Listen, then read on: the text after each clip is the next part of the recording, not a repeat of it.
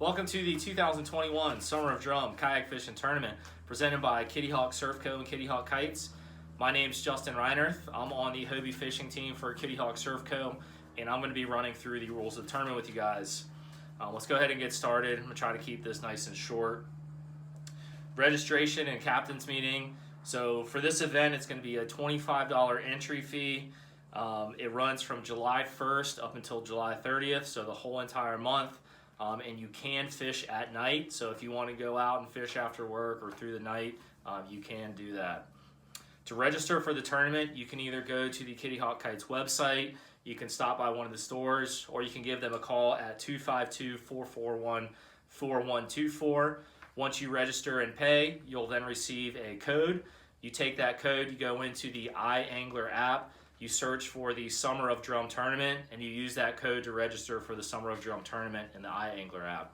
So all of the photo submissions and scoring and judging, all of that takes place in the iAngler app. You must have that to compete in this tournament. It's a free app. You can download it on both your iPhone or if you have an Android, that too. The captain's meeting. So everybody must attend the on-site or virtual captain's meeting. Once you're done watching it, send Kitty Hawk Surf Co. a message. Let them know, hey, I watched the captain's meeting. Safety. So all competitors must comply with U.S. Coast Guard requirements, including having a light source, whistle or other audible signaling device, and a life preserver. PFDs must be worn at all times during the tournament. This is very important. Anybody caught not wearing their PFD during the tournament will be disqualified. Of course, you can take it off if you're shedding layers or you want to take a dip or whatever, but make sure you put it back on. If you're fishing the tournament, you have to be wearing that PFD. Sportsmanship. All anglers must adhere to a high standard of sportsmanship that portrays our sport in a positive light. We have a very fast up-and-coming kayak fishing community here in the Outer Banks, and we want to continue to portray everything in a very positive light. If you need to pass somebody and you think you're too close, you probably are. Ask them, do I pass on your left, right, close, far? How do you want me to pass? Or if you're fishing close to somebody, give them some space. If you think you're too close, you probably are. Event format and fish eligibility. For this event, red drum are the only eligible fish for scoring. This is a catch, photo, and release style tournament. The tournament is going to be comprised of 3 slot red drum, 18 to 27 inches, and 1 over slot red drum, which is anything 27 inches or over. All fish must be submitted on one of the following 3 approved measuring devices. So you can use the hog trough. A lot of you bass guys that fished the tournaments before probably already have one of these. This one's just got the Hobie brand on it, but this is a normal hog trough. You can also use one of the catch sticks. This is one of the newer ones, and honestly, this board is indestructible. It's an awesome board. A little bit more pricey, but if you're going to be fishing a lot of online tournaments, highly recommend this one. And then the last acceptable board is the Yak Gear Check-It stick. This is the one that folds in 3. Really simple if you want to, store it under your seat or throw it in the milk crate behind you. Easy to take along. But all of the fish for this tournament must be submitted on one of those 3 measuring boards. Again, it's the hog trough board, the catch board, and the Yak Gear Check-It stick. Those are the only 3 approved measuring devices. No rulers, no measuring tapes, nothing like that. Scoring. So a competitor's final score is going to be comprised of 3 slot fish, 18 to 27 inches, and 1 over slot fish, which is anything over 27 inches. The minimum length for a submitted fish is 18 inches. We're not going to accept anything under 18 inches. As far as scoring goes, scoring is going to be done to the closest 1/4 inch mark.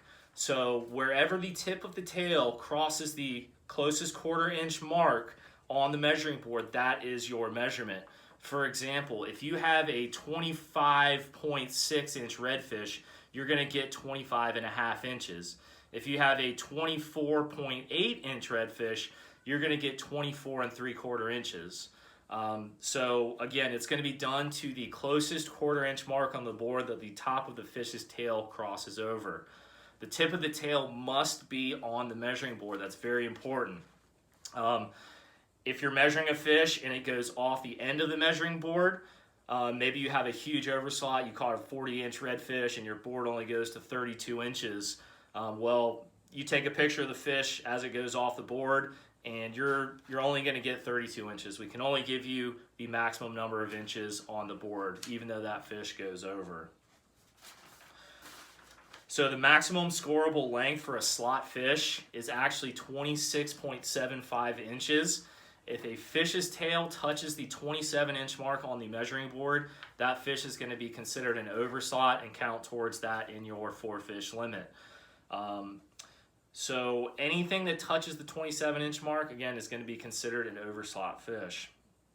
Any angler that submits 4 eligible fish will automatically place higher than any competitor that submits 3 eligible fish, no matter the length of inches. The same with a competitor who submits 3 eligible fish will beat any competitor that only submits 2, regardless of inches. In the event of a tie, the tie break goes to the person with the longest length fish. If both competitors have the same length fish, they go to their second longest fish. If that fish is the same, they go to their third longest, and so on. If everything is the same, then the tie break goes to the person who submitted their longest fish first. So photo submission rules. This is really important. All the photos must be submitted through the iAngler app. There's going to be no emailing of photos or anything like that in years past. Everything needs to be done through the iAngler app. There's no pinching of the tail. The fish must lay on the board naturally. You can't have your hands smashing it down. When you're taking the picture, it has to be the natural lay of the fish with an unpinched tail. So in the photo, you need to have 3 elements. You must have the fish on the measuring board, the kayak, and also the unique identifier. Those 3 elements need to be in every single picture. Again, that's the fish on the measuring board, the tournament identifier, and the kayak. The fish must be displayed with the head facing to the left and the dorsal fin up, and the nose must rest along the fence of the measuring board. So here's an example of a fish just like that. You'll see over here on this side, it's all the way up against the fence of the board. The tail, the tip of the tail is on the board, and also it's facing up and to the left. So fish securing devices, boga grips, fish grips, anything like that, those must be removed when you're taking a picture of the fish. Try to take your picture vertically over the fish so it's easy for the judges to tell exactly, how long that fish is. If you take it at a weird angle, a lot of times it makes it really hard to read and get an accurate measurement. Everybody's going to do their best to judge the photos, but the more clear the photo is, the easier it is to judge and the faster that fish gets approved. Fishing boundaries and launches. So fishing during the event is allowed only on publicly accessible waters within the geographic area noted in the map on the iAngler app. So you can't launch from your backyard if you live on the water. You have to launch from a publicly accessible ramp or location. If you want to go off the side of the road, that's fine, as long as it's public to everybody. Fishing methods. All fish must be caught, photographed, and released alive. You cannot snag a fish, snatch a fish, or anything like that. All fish must be caught on rod and reel. You can use artificial lures, live bait, dead bait, whatever you want to use. But you can only use 2 rods at a time. You can't have a spread of 10 rods out there with bait, off the back of your kayak. You control 2 rods. You can fish 2 rods with bait. You can have 1 rod with bait and cast an artificial, but you can only fish 2 rods actively. Fly fishing is permitted, so is trolling. You can wade for this tournament. As long as the kayak is tethered to you, you are allowed to wade. The rope can only be 10 feet long, but you can wade. Watercraft and propulsion. So you can only fish from a kayak, canoe, stand-up paddleboard. Nothing with electric or gas propulsion is allowed. There's going to be no towing, transporting, or mother shipping of any kind once you're on the water. You can't call up your buddy in a boat and say, hey man, drop me off 5 miles over here on this nice flat.